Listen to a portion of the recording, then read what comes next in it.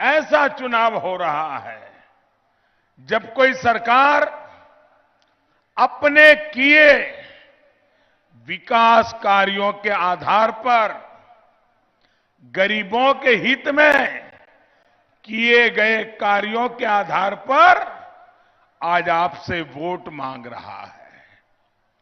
वर्षों बाद ऐसा हुआ है जब यूपी की सरकार सुधरी हुई कानून व्यवस्था पर वोट मांग रहा है। वर्षों के बाद ऐसा हुआ है जब यूपी में दंगे रुके हैं, अपराधियों की हिम्मत पस्त हुई है। वर्षों बाद ऐसा हुआ है जब मुख्यमंत्री अपने परिवार को आगे बढ़ाने भ्रष्टाचार का आरोप ऐसी किसी भी मुसीबत को इस चुनाव के मैदान में झेल नहीं रहा है। और वर्षों बाद ऐसा हुआ है जब गरीब मध्यम वर्ग खुद आगे आकर कह रहा है आएगी तो एनडीए ही, आएगी तो एनडीए ही, आएंगे तो योगी ही। भाई और बहनों, जो ये परिवारवादी लोग होते हैं वो सत्ता में इसलिए आना चाहते हैं ताकि अपनी और अपने परिवार की ताकत बढ़ा सके और राजा महाराजा की तरह आप पर राज कर सके। हमें किसी ताकत के लिए सत्ता नहीं चाहिए, ना ही हमारी ताकत कोई बाहुबली या माफिया है। हमारी ताकत उत्तर प्रदेश की जनता है। उत्तर प्रदेश क्या गरीब है, उत्तर प्रदेश की माताएं बहनें हैं। वो आज देख रहा है कि कैसे बीते 5 सालों में भाजपा सरकार ने उसकी भलाई के लिए काम किया है। वो जानता है कि हर सुख दुख में हमारी सरकार उनके साथ खड़ी रही है। वो जानता है कि सरकार की योजनाओं का लाभ देने में हम कभी भी न जाति देखते हैं न मजहब देखते हैं। हम सिर्फ ईमानदारी से जो भी गरीब है, जो भी योजना का हकदार है, उसकी आवश्यकता की पूर्ति का प्रयास करते हैं। इसलिए आज यूपी के लोग भाजपा को दिल से इतना आशीर्वाद दे रहे हैं। भाइयों और बहनों, आज का दिन 24 फरवरी मेरे जीवन का विशेष दिन है, क्योंकि आज ही पीएम किसान सम्मान निधि को 3 साल पूरे हुए हैं।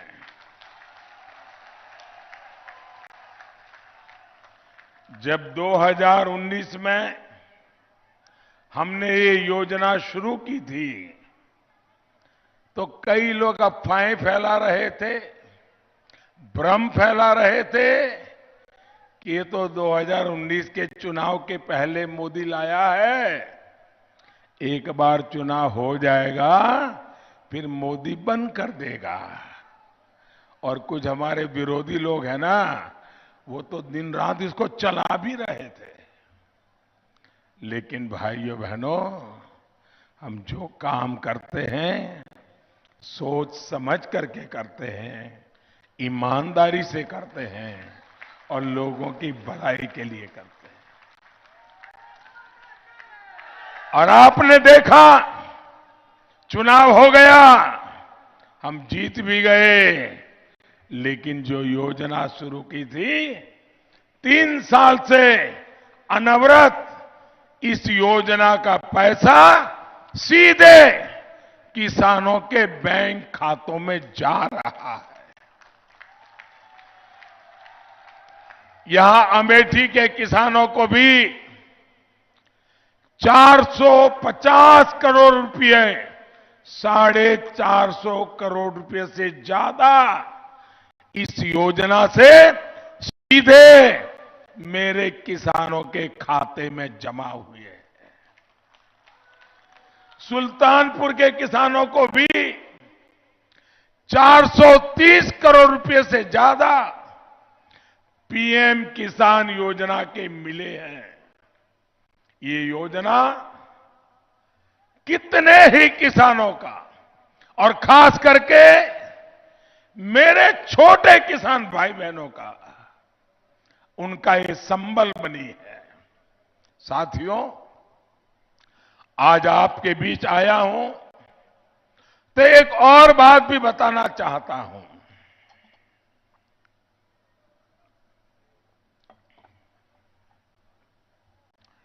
आज से 20 साल पहले 24 फरवरी की ही वो तारीख थी जब मैं पहली बार विधायक बना था।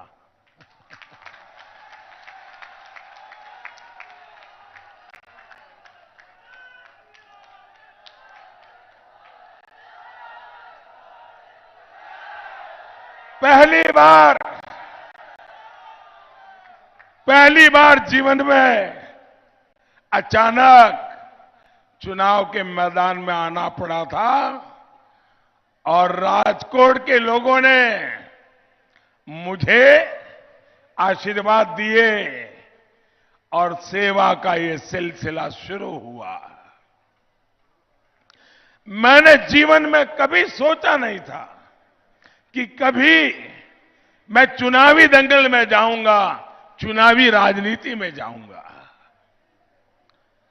जिस रास्ते पर जाने का मैंने कभी सोचा तक नहीं था, उस रास्ते पर चलने की शुरुआत 24 फरवरी को हुई थी। मैंने अपना पहला कदम बढ़ाया था जनता जनार्दन का सेवक बनकर। उनके लिए काम करने का वो संकल्प हर दिन के साथ और सशक्त हुआ है। यही सेवा भावना भारतीय जनता पार्टी की पहचान है। और चुनावी दुनिया में आने के बाद जिस तरह यूपी ने मुझे अपना लिया, मां गंगा ने मुझ पर जिस प्रकार से स्नेह वर्षा की, आप लोगों ने मुझे गले लगाया, इससे बड़ा जीवन में कोई सौभाग्य नहीं होता है। आपका ये स्नेह, आपका ये आशीर्वाद मेरे जीवन की बहुत बड़ी पूंजी है। और पूंजी के नाम पर आपका प्यार ही तो, यही एक मेरी अमानत है। भाइयों और बहनों,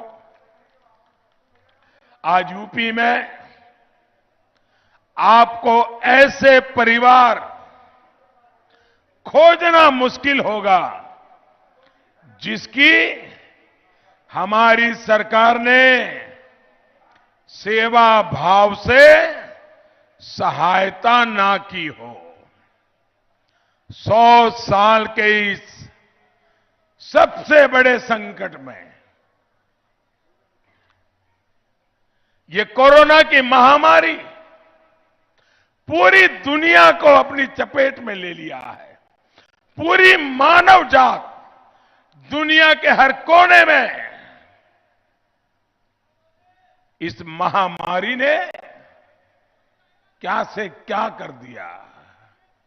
लेकिन हिंदुस्तान में भाजपा सरकार ने सबकी मदद का प्रयास अविरत जारी रखा।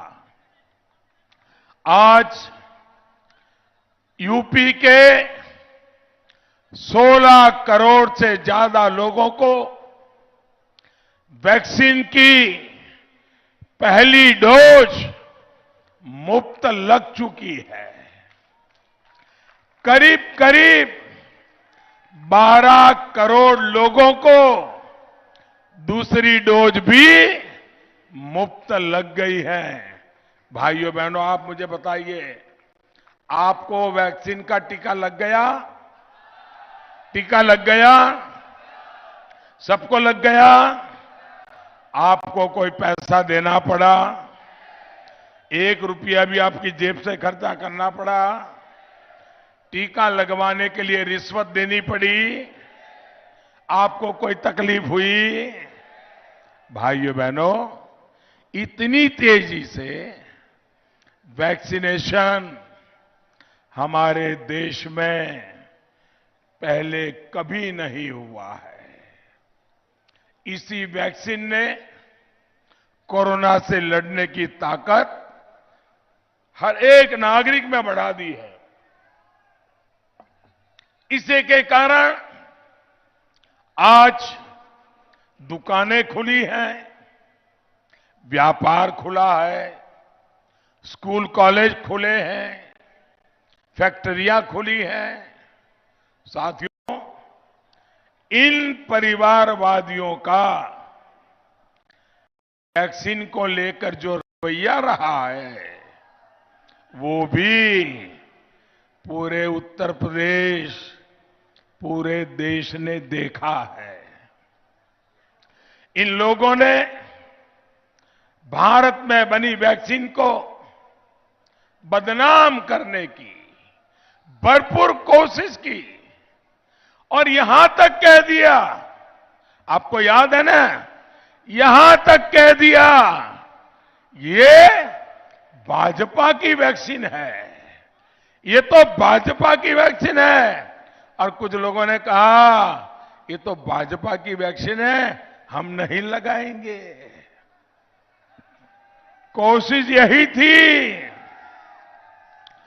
उनका इरादा यही था कि लोग डर जाएं, राजनीति का रंग लग जाए और लोग वैक्सीन न लगवाएं, और वैक्सीन न लगे, कोरोना का हमला होता रहे, लोग मुसीबत में फंसते रहे और मोदी बदनाम होता रहे, योगी बदनाम होता रहे, तबाही होती रहे। भाइयों बहनों, क्या ये सोच अच्छी है? क्या किसी का बुरा सोचना ये अच्छी बात है? क्या ऐसे लोगों को माफ किया जा सकता है? क्या इन्होंने गुनाह किया है कि नहीं किया है? ऐसे गुनहगारों को आपका वोट मांगने का हक है क्या? लेकिन इन लोगों की इज्जत ही इतनी जमीन पे पहुंच गई है, इनकी क्रेडिबिलिटी इतनी खराब है कि खुद इनकी पार्टी के लोगों ने भी, इनके कार्यकर्ताओं ने भी उनकी बात नहीं सुनी और वैक्सीन लगवा दी। ये परिवारवादी बहकाते रहे, लेकिन उनके कार्यकर्ताओं ने भी रजिस्ट्रेशन करवाया और उन्हें भी कोरोना वैक्सीन की डोज ले ली। साथियों, भारत ने जिस तरह दुनिया का सबसे बड़ा वैक्सीनेशन कार्यक्रम चलाया, उस पर हर भारतीय को गर्व है। पहले दिन से ये अभियान नियमों के अनुसार चला, डिसिप्लिन से चला। कोई भगदड़ नहीं, कोई ब्लैक मार्केटिंग नहीं, कोई मेरा तेरा नहीं, सब कुछ नियम से हुआ। इतने बड़े देश में जब कोरोना के कारण मुसीबतें सामने खड़ी हो, फिर भी सारा काम डिसिप्लिन से चले, ये हिंदुस्तान के लिए सर ऊंचा करने की घटना है भाइयों, बहुत बड़ी बात है। और आप खुद भी गवाह है कि जब वैक्सीनेशन शुरू हुआ तो मोदी खुद दौड़कर सबसे पहले वैक्सीन लगवाने के लिए नहीं पहुंचा। हमने पहले स्वास्थ्य सेवाओं से जुड़े लोगों को, सफाई कर्मचारियों को, बुजुर्गों को, गंभीर बीमारी से ग्रसित लोगों को वैक्सीन लगवाने का मौका दिया। ये परिवारवादी सरकार में होते तो सारी लाइनें तोड़कर खुद सबसे पहले वैक्सीन लगवाते। आप ये भी देखिए, मैंने भी वैक्सीन तब लगवाई जब नियम से मेरा नंबर आया। आप सबको मालूम होगा, अब मेरी मां 100 साल की उम्र है, उन्होंने भी लाइन नहीं तोड़ी। उन्होंने भी जब उनका नंबर आया नियम से तब वैक्सीन लगवाई। इतना ही नहीं, अभी बूस्टर डोज, तीसरे डोज की चर्चा चल रही है। मेरी मां ने नहीं लगवाया क्योंकि उम्र 100 साल है, लेकिन कोई और बीमारी नहीं होने के कारण उनका नंबर नहीं लगता है, तो उन्होंने नहीं लगवाई। कानून नियमों का पालन प्रधानमंत्री भी करता है, प्रधानमंत्री की 100 साल की उम्र की मां भी करती है।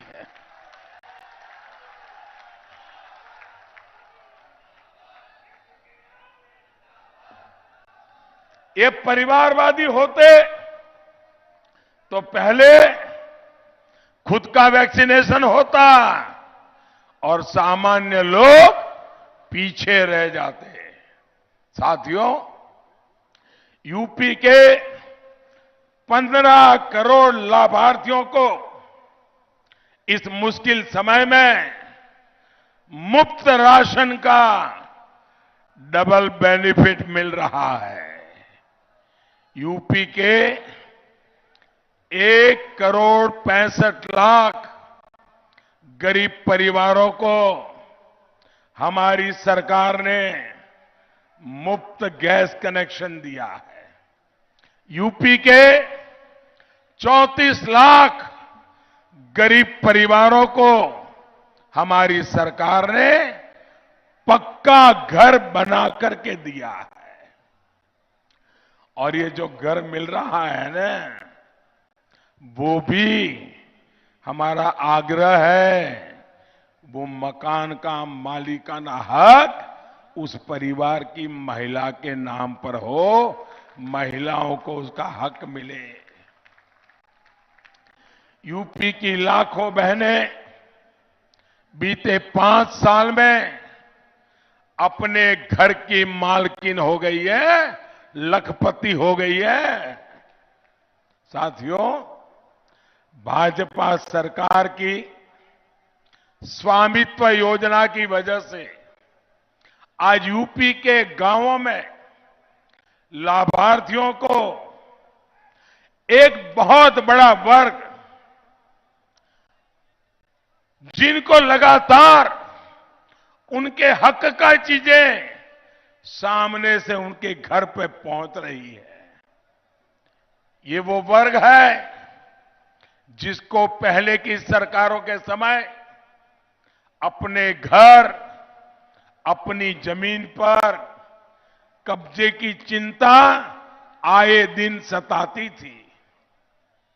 अब हम ऐसी व्यवस्था कर रहे हैं कि कोई भूमाफिया कभी आपका घर और आपकी जमीन को छू भी नहीं सकेगा।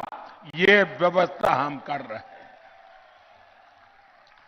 हम आपके घर, आपकी जमीन का पक्का कानूनी दस्तावेज टेक्नोलॉजी की मदद से तैयार करके आपको घरौनी दे रहे हैं।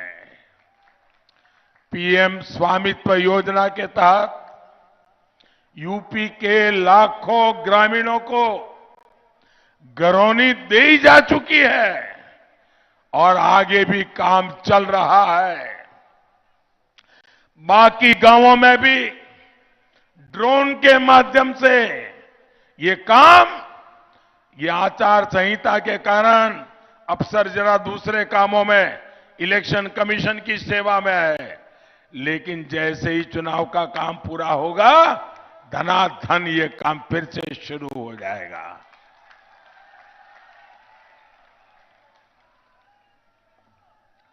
भाई और बहनों, आज अमेठी के लोगों के सामने, सुल्तानपुर के लोगों के सामने मैं ऐसे दो विषयों की भी चर्चा करूंगा जिसके हमारे देश के नागरिक, हमारे उत्तर प्रदेश के नागरिक, हमारे सुल्तानपुर अमेठी के नागरिक इसके भुक्तभोगी रहे हैं, परेशानियां झेली है। ये विषय है और वो देश के सामने, लोकतंत्र के सामने बहुत बड़ी चुनौती है। और मैं चाहूंगा कि मेरे जो नौजवान हैं वो मेरी इस बात पर गौर करें, उस पर जरूर ध्यान दें। साथियों, ये विषय है पहला, वोट बैंक की पॉलिटिक्स, और दूसरा परिवारवादी राजनीति। जब मैं दो विषयों की चर्चा करता हूं तो ये परिवारवादी लोग मुंह पर ताले लगा देते हैं और उनके जो इकोसिस्टम है ना, वो भी बात को उलट करके दूसरी दिशा में ले जाती है। आप देखिएगा, ये लोग कभी इसका जवाब नहीं देते क्योंकि इनके दिल में खोट है।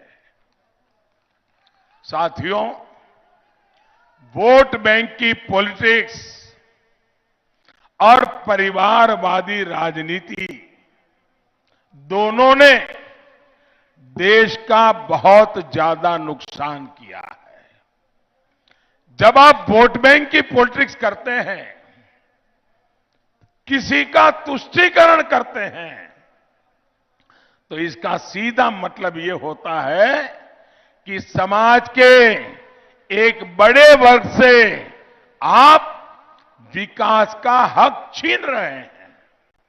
जब आप परिवारवादी राजनीति करते हैं तो इसका सीधा मतलब यह होता है कि आप किसी साधारण व्यक्ति से आगे बढ़ने का अधिकार छीन रहे हैं। साथियों, एक समय था जब इन नेताओं ने वोट बैंक पॉलिटिक्स को, तुष्टीकरण को बढ़ावा दिया, उसे खाद पानी दिया। आज वोट बैंक की इसी पॉलिटिक्स ने, तुष्टीकरण की इसी राजनीति ने इन नेताओं को, इन राजनीतिक दलों को अपना बंधक बना दिया है, बंधक बना दिया है। अब वोट बैंक की पॉलिटिक्स ही इन दलों की, इन नेताओं की मजबूरी बन गई है। इसलिए आज भी उनका हर फैसला इसी वोट बैंक की पॉलिटिक्स के हिसाब से ही होता है।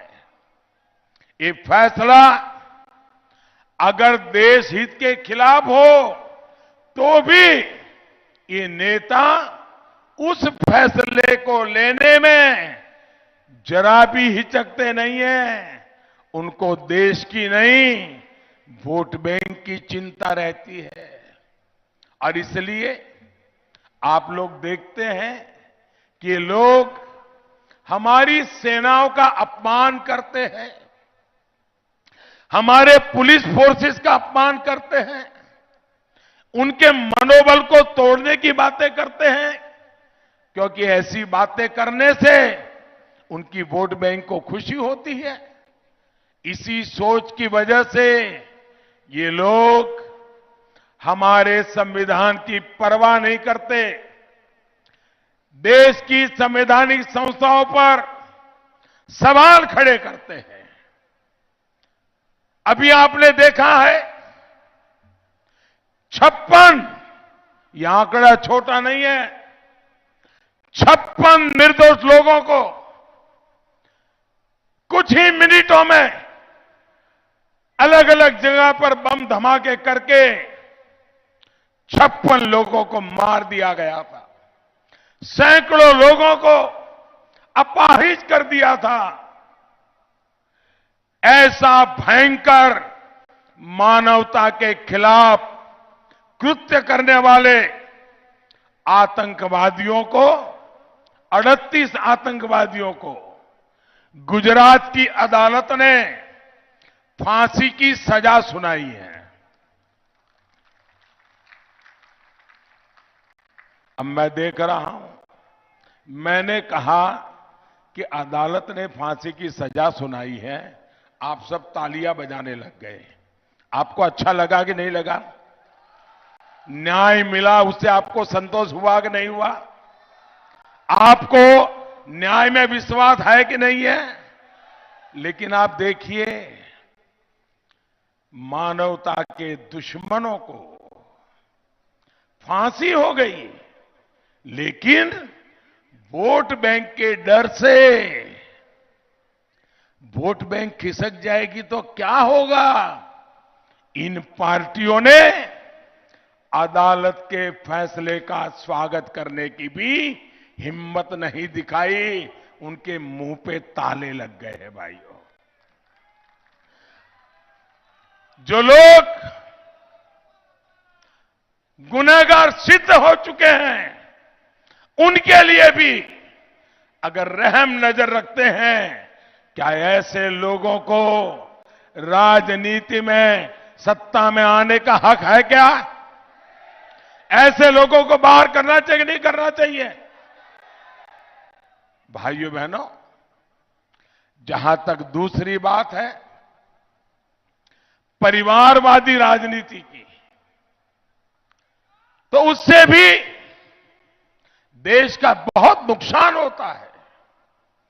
परिवारवादी राजनीति में पार्टी का अध्यक्ष परिवार का होता है, पार्टी के सभी महत्वपूर्ण पदों पर परिवार के लोग ही जम करके बैठे होते हैं, महत्वपूर्ण पदों पर दावेदारी भी उसी परिवार के सदस्यों की होती है।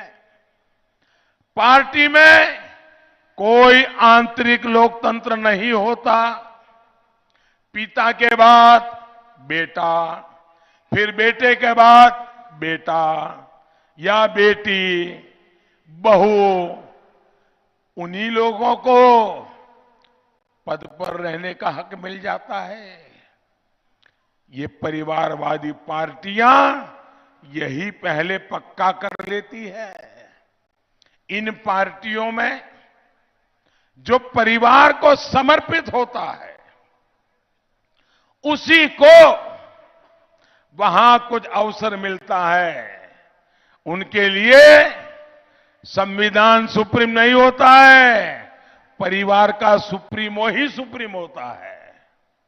वहां वो खुद के लिए कुछ नहीं कर पाता, देश के लिए कुछ नहीं कर पाता, उसको तो सिर्फ और सिर्फ परिवार के हित में ही काम करना होता है। ऐसी परिवारवादी पार्टियों में कार्यकर्ता के लिए स्पष्ट संदेश होता है, मेहनत आप करिए, फल हम खाएंगे। साथियों, इन घोर परिवारवादियों ने सरकार चलाने का भी एक बहुत बड़ा फिक्स फॉर्मूला बना रखा है। ये लोग अलग अलग जिलों से मंत्री तो बना लेते हैं, अपने वोट बैंक के हिसाब से मंत्री भी ले आते हैं, लेकिन उन मंत्रियों के पास कोई अधिकार नहीं होता है। वो क्या करते हैं, अपने परिवार के लोग जो चुनाव जीत करके नहीं आए हैं, जो संविधान की व्यवस्था में नहीं है, उनको इलाके बांट देते हैं। भतीजों को कहते हैं ये 2 जिले तुम्हारे, भांजे को कहते हैं ये 2 जिले तुम्हारे, बहन को कहते हैं ये 1 जिला तुम्हारा। और अफसरों को भी मालूम होता है जो मंत्री बनाए हैं वो तो नाम के हैं, असली मंत्री तो परिवार में जिनको बनाया है सब कुछ उसी को। ये सुपर मिनिस्टर के ऊपर सुपर मिनिस्टर वो परिवार का होता है। फिर जो विभाग होते हैं, खनन का काम भांजा देखेगा, हेल्थ का काम भतीजा देखेगा, विभागों को भी परिवार के सुपर मिनिस्टरों को बांट दिया जाता है। और इसलिए नीचे सरकारी तंत्र को भी मालूम होता है कोई काम वाम करने की जरूरत नहीं है, जनता का भला करने की जरूरत नहीं है, बस इस सुपर मिनिस्टर को संभालो, अपना सीआर ठीक रहेगा, अच्छा पोस्टिंग मिलता रहेगा, और इसलिए सरकारी तंत्र भी बर्बाद हो जाता है। भाइयों बहनों, इस तरह चुपचाप परिवार में बैठे बैठे लोग सरकार में सुपर मिनिस्टर के नाते सारा कब्जा करके बैठ जाते हैं। चोरी छिपी से फाइलें भी तब तक क्लियर नहीं होती हैं जब तक कि सुपर मिनिस्टर ने हां न कहा हो। यानी मंत्री कोई भी हो, लेकिन परिवार का सदस्य ही उस मंत्रालय के चलाता है, उसी के काम से बात आगे बनती है। भाइयों बहनों, क्या ये लोकतंत्र के लिए, संविधान के लिए, सामान्य मानवी की आवश्यकताओं की पूर्ति के लिए ये रास्ता उचित है क्या? भाइयों बहनों, और इन सब परिस्थिति में वहां के अधिकारियों को परिवार का सदस्य ही कंट्रोल करता है। ट्रांसफर पोस्टिंग भी वो सुपर मिनिस्टर कहेगा तभी होगी। जो संविधान के मर्यादाओं के बाहर बैठा हुआ है, भाइयों बहनों, वही सुप्रीम होता है। परिवार की इच्छा, आदेश, वही सुप्रीम। इसलिए परिवारवादी पार्टियां डगर डगर पर संविधान का अपमान करती है, संविधान को नकार देती है।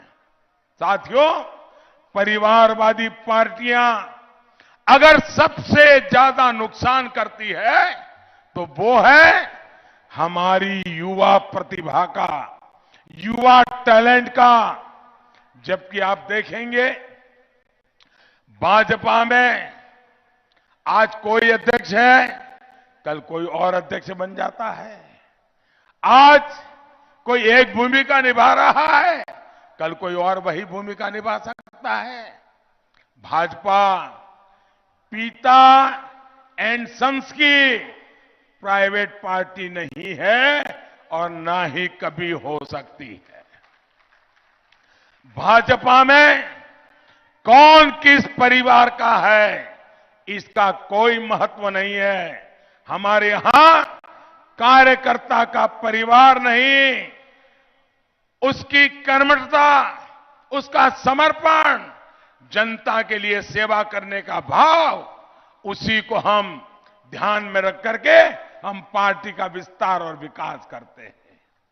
और आप जनसंघ के जमाने से इसे देख सकते हैं। हमारे यहां हमने इसी लोकतांत्रिक परंपरा को आज भी हम जीते हैं और आगे भी जीने का वादा करते हैं। भाइयों बहनों, भारतीय जनता पार्टी को जन्म हुए करीब 4 दशक हो गए। इन 4 दशक में आप देखिए, हमारे यहां पार्टी अध्यक्ष, सभी पार्टी अध्यक्ष अलग अलग बने, अलग अलग इलाके के बने हैं।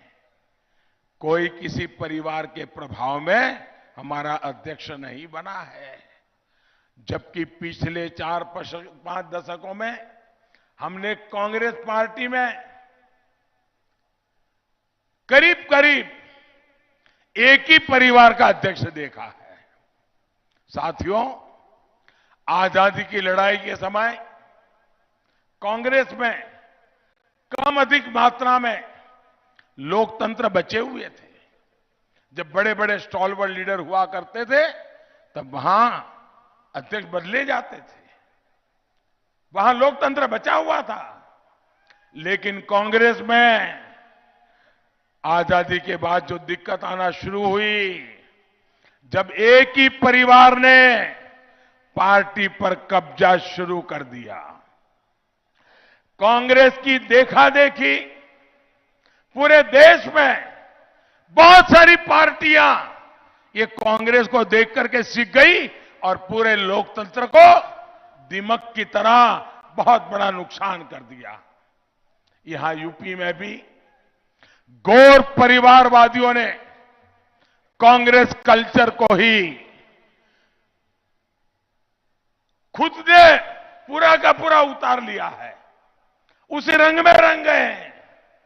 बीते कई दशकों से कांग्रेस हो या समाजवादी पार्टी, एक ही परिवार की बंधक बनी हुई है।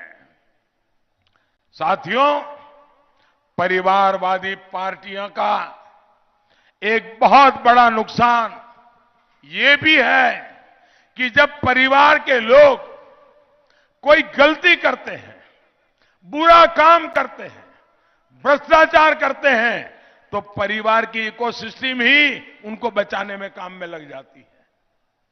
उनको कोई सुधारने के लिए भी काम नहीं करता है, उनको संभालने का काम होता है।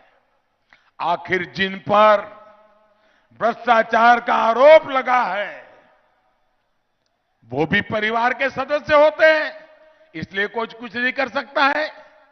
और कार्यवाही करनी है तो पारिवारिक रिश्ते फैसलों के आड़े आ जाते हैं। भ्रष्टाचार अगर परिवार का सदस्य कर रहा हो तो उसे चुपचाप स्वीकार कर लिया जाता है। उसके बाद यही भ्रष्टाचार उस पार्टी का, उस सरकार का रोजमर्रा का व्यवहार बन जाता है। इससे भी देश का बहुत नुकसान होता है। इसी ने उत्तर प्रदेश का भी दशकों तक बहुत नुकसान किया है। इसलिए यूपी के लोगों को वोट बैंक की पॉलिटिक्स करने वालों से, परिवारवाद की राजनीति करने वालों से बहुत सतर्क रहने की जरूरत है। और मेरे नौजवान, आपको ज्यादा सतर्क रहने की जरूरत है। और अमेठी के लोग तो जानते ही हैं कि ये लोग किसी के नहीं होते। आपने जिन्हें बरसों तक सर आंखों पे बिठाया, सम्मान दिया, और जैसे ही आपने उनको भगाया तो उन्होंने केरल में जाकर आपकी ही बुद्धि को कोसने की शुरुआत कर दी। आपकी समझ पर ही सवाल उठाने लगे। भाइयों और बहनों, विरोध और अवरोध जिनकी राजनीति है वो ये करते ही रहेंगे। हम विकास की नीति उस पर तेज गति से चलते रहेंगे। बीते 5 साल में अमेठी में ही पीएम आवास योजना के 60,000 से ज्यादा घर बनाकर गरीबों को दिए गए हैं। बीते 5 साल में अमेठी में करीब करीब 2 लाख शौचालय, जिसे हमारी उत्तर प्रदेश की बेटियों ने इज्जतघर नाम दिया है, 2 लाख शौचालय बनवाए हैं। ये हमारी सरकार है जिसने अमेठी में मेडिकल कॉलेज का निर्माण शुरू करवाया है। ये हमारी सरकार है जिसने पुलिस लाइन स्वीकृत की है, गौरीगंज और जगदीशपुर में पुलिस फायर स्टेशन स्वीकृत किया है। गौर परिवारवादियों ने यहां की राइफल फैक्ट्री का क्या हाल बना रखा था, ये भी अमेठी के लोग जानते हैं। हमारी सरकार ने ये सुनिश्चित किया है कि अमेठी की फैक्ट्री में बनी AK-203 आधुनिक राइफल देश की सुरक्षा बढ़ाएगी, पूरे अमेठी का नाम रोशन करेगी। ये काम पहले भी हो सकते थे, लेकिन परिवारवादियों के अपने स्वार्थ से फुर्सत मिलेगी तभी तो आप लोगों के बारे में सोचेंगे। साथियों, योगी जी सरकार ने अमेठी और सुल्तानपुर को पूर्वांचल एक्सप्रेसवे से भी जोड़ा है। आपका लखनऊ और दिल्ली का सफर भी आसान हो गया है। यहां के किसानों और पशुपालकों का दूध, फल, सब्जी तेजी से बड़े बाजारों तक पहुंचने का रास्ता बना है। अब हम इसके इर्द गिर्द बहुत बड़ा औद्योगिक गलियारा भी बनाने वाले हैं। इससे रोजगार, स्वरोजगार के अनेकों अवसर यहां खुलने वाले हैं। साथियों, ये जितनी भी परियोजनाओं पर डबल इंजन की सरकार काम कर रही है, वो तभी पूरी हो सकती है जब यहां कानून का राज होगा। उत्तर प्रदेश का कोई भी मतदाता यहां ऐसी सरकार नहीं चाहता जो यूपी के संकल्पों के सामने रोड़ा बनकर के खड़ी हो जाए। और आप ध्यान रखिए, आज हमारी योजनाओं से गरीबों को जो लाभ मिल रहा है, ये गौर परिवारवादी उन योजनाओं को या तो अपने चाहतों की तरह बंडर बांट करेंगे या तो उसको ताले लगा देंगे। केंद्र की योजनाएं यूपी में लागू ना हो, क्या ऐसे दिन आप उत्तर प्रदेश में चाहते हैं? डबल इंजन सरकार का डबल बेनिफिट मिलते ही रहना चाहिए, ये हमारा संकल्प है। इसलिए आपको भारी संख्या में भाजपा के पक्ष में वोट डालना है। अपना दल हमारा साथी दल है, निषाद पार्टी हमारा साथी दल है, उनके उम्मीदवारों को भी जिताना है। आप सब इतनी बड़ी तादाद में हमें आशीर्वाद देने आए, मैं देख रहा हूं दूर दूर तक लोग खड़े हैं। मैं आपका बहुत बहुत आभारी हूं। मेरे साथ बोलिए, भारत माता की, भारत माता की।